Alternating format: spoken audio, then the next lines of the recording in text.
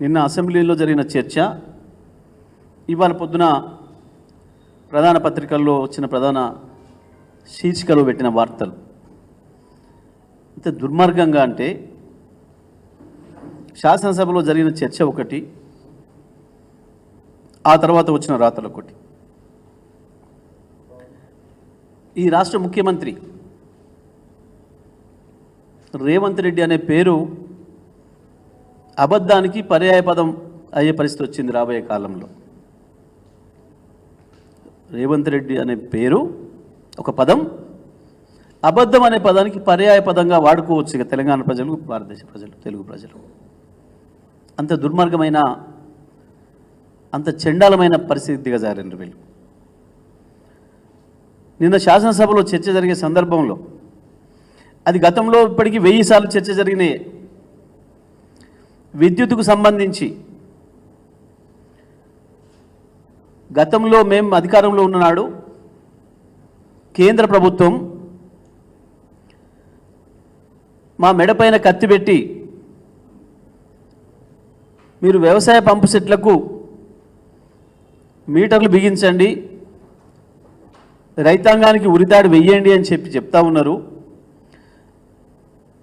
నా మెడ తెగినా సరే నేను రైతులకు మీటర్లు పెట్టను అని చెప్పి ఆనాడు కేసీఆర్ గారు స్పష్టంగా చెప్పినరు. అంతేకాదు, ఆశలు చూపెట్టినరు. ప్రతి సంవత్సరం 0.5% FRBM అదనంగా ఇస్తాం అని కూడా ఆశ పెట్టినరు. అయినా మేము దాదాపు 30,000, 25-30,000 కోట్ల రూపాయలు వదులుకోవడానికైనా సిద్ధపడ్డం తప్ప,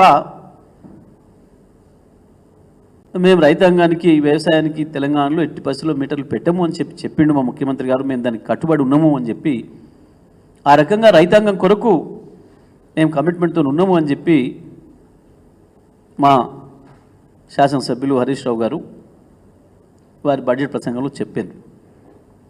చెప్తున్న క్రమంలో ముఖ్యమంత్రి గారు జోక్యం చేసుకొని,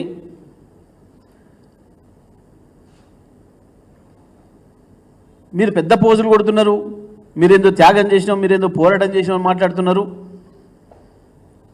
కానీ అది నిజం కాదు. మీరు ఆల్రెడీ ఒప్పుకున్నారు.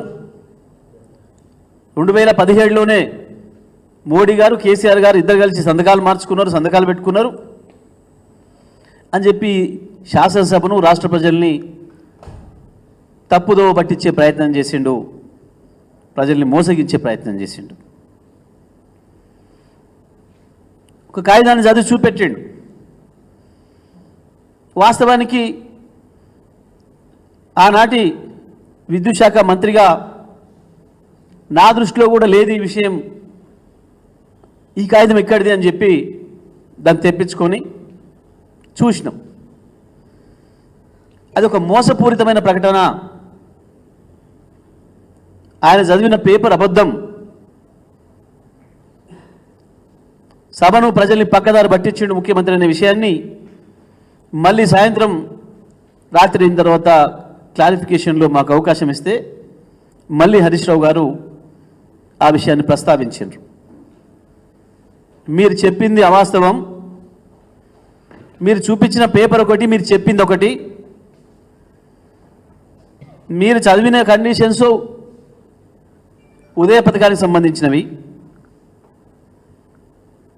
కానీ కేంద్ర మంత్రి రాసిన ఉత్తరం అని చెప్పి రెండు చూపించిన తర్వాత కూడా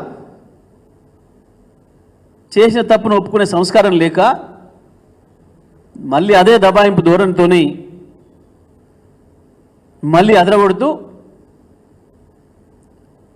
నేను అనలేదు, నేను మీటర్లు అనలేదు, రైతుల మీటర్లు అనలేదు, నీకే చదువు రాదు అని ఇష్టం వచ్చినట్టుగా ఎదురుదాడి చేసి, నువ్వే పక్కదారి పట్టించినావు సభనని చెప్పి మాట్లాడి, నేను స్మార్ట్ మీటర్లే అన్నా అని చెప్పి మళ్ళొక అబద్ధం ఆడాడు.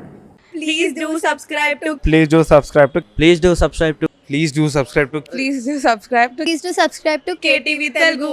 KTV Telugu. KTV Telugu. KTV Telugu. To KTV Telugu. KTV Telugu. Please do subscribe to KTV Telugu.